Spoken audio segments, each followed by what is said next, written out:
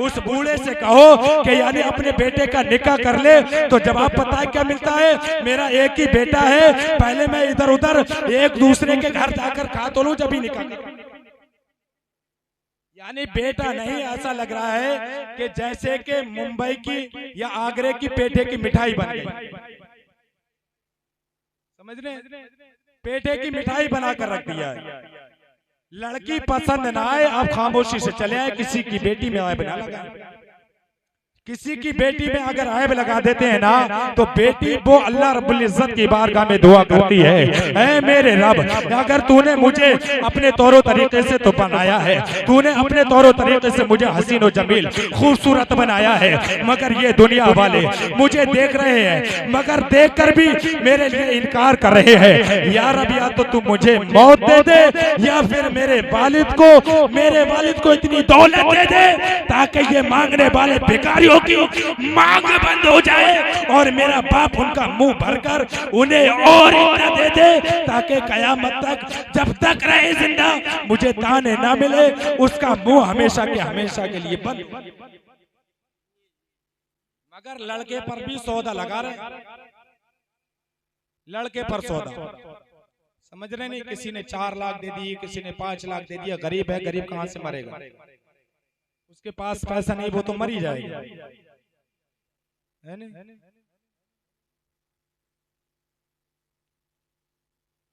वो क्या होगा? मर ही जाएगा। अब जब मर जाएगा तो फिर जो अमीरों को क्या होगा? है नहीं? तो अमीरी उस वक्त काम आई हमारी जब बेहतर है हमारी, जब हम गरीबों की बेटियों की मदद करते हैं। अगर कोई गरीब है ना हमारी बस्ती में, अगर निकाह नहीं कर पा रहे, आज गैर मजहबों के साथ में जो बेटियां भाग रही हैं ना, ये सिर्फ हमारी उम्र पर शादी ना करने की वजह। समझ रहे नहीं? वो तो गई गुनाहगार हुई, मगर साथ के साथ बाप भी गुनाहगार होगा। इसलिए मेरे प्यारे, हर वक्त शरीयत मुताहरा के दायरे में चलते रहें, जिंदगी को गुजारते रहें। अल्लाह ताला से दुआ है कि अल्लाह ताला मेरे बोलने में, आपके सुनने में जो गलतियां हो गई अल्लाह ताला माफ फरमाए। कलमा शरीफ पढ़ लें, ला इलाहा इल्लल्लाहु मुहम्मद रसूलुल्लाह। अस्सलामु अलैकुम व रहमतुल्लाहि व बरकातहू। तवज्जो करना है, अगर निकाह भी किया है ना तो माँ भी औलादे पैगंबर है और नाना भी है औलादे पैगंबर है। अगर यानी बाप है औलादे पैगंबर है, माँ भी औलादे पैगंबर है, खुद भी औलादे पैगंबर है।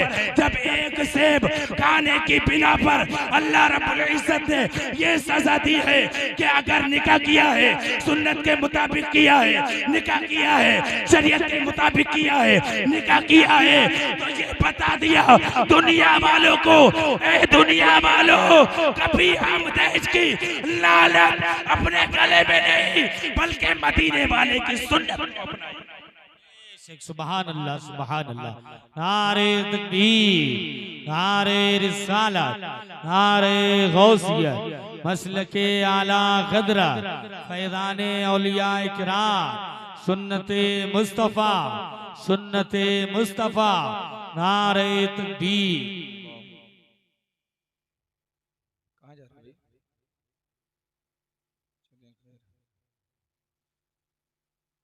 नहीं, अब जिसकी आगे है तो उसे तो जाना है, उसे कोई नहीं रोक सकता है। अरे जाना है नहीं है,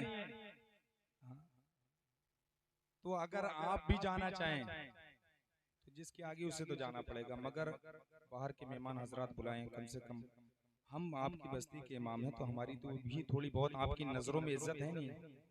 अगर नहीं है, ऐसे नहीं तो वैसे इज्जत हो, हर तरीके से इज्जत कराना जानते हैं।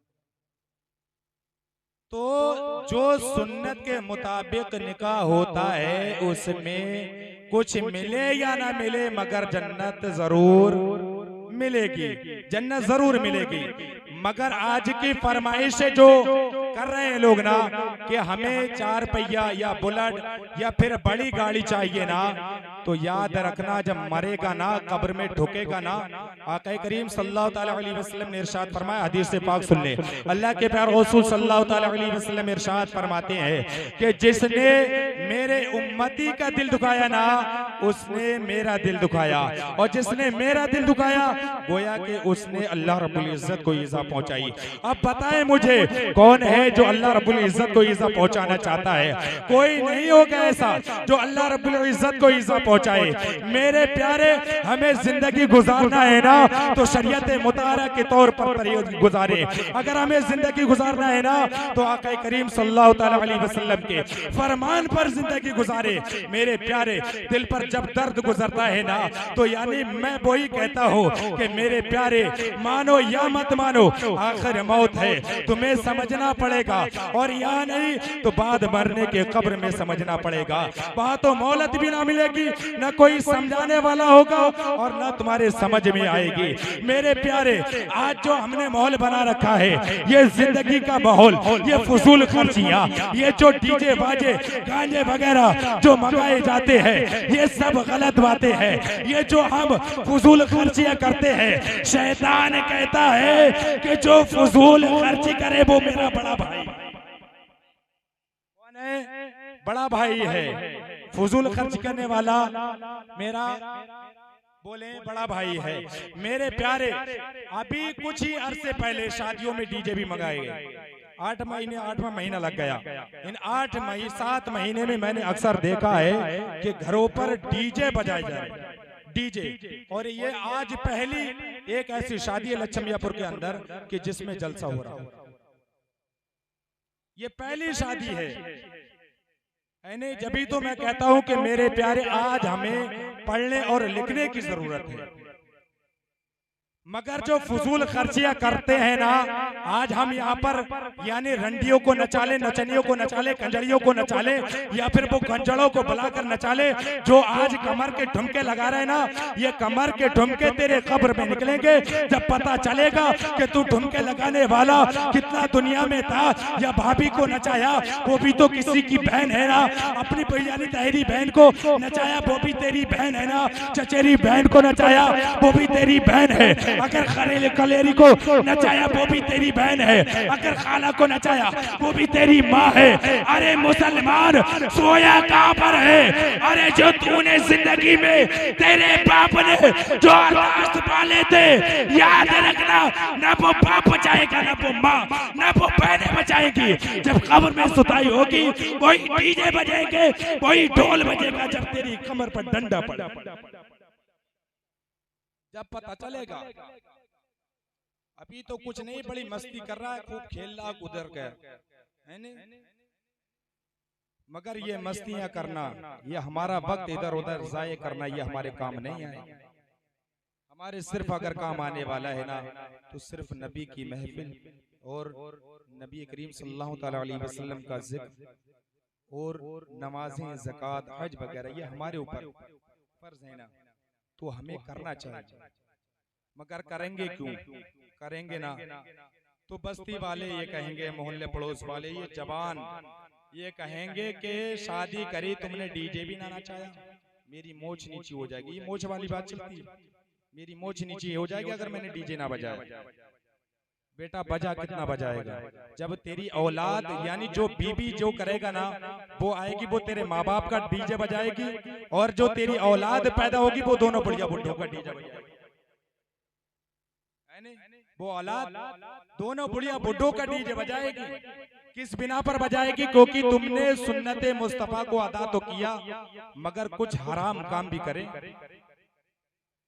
बरेली शरीफ से फतवा राइज हुआ है, जारी हुआ है कि यानी जिसके यहाँ डीजे गाजे वगैरह अगर आए तो उसके यहाँ निकाह पढ़ाना भी गलत है।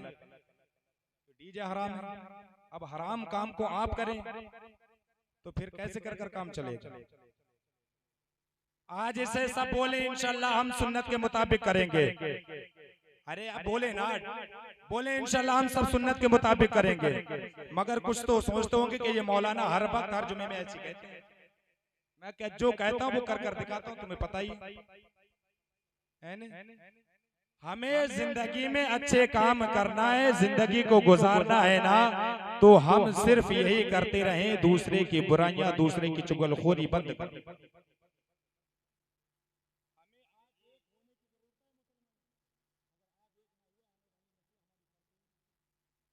समझ रहे नहीं?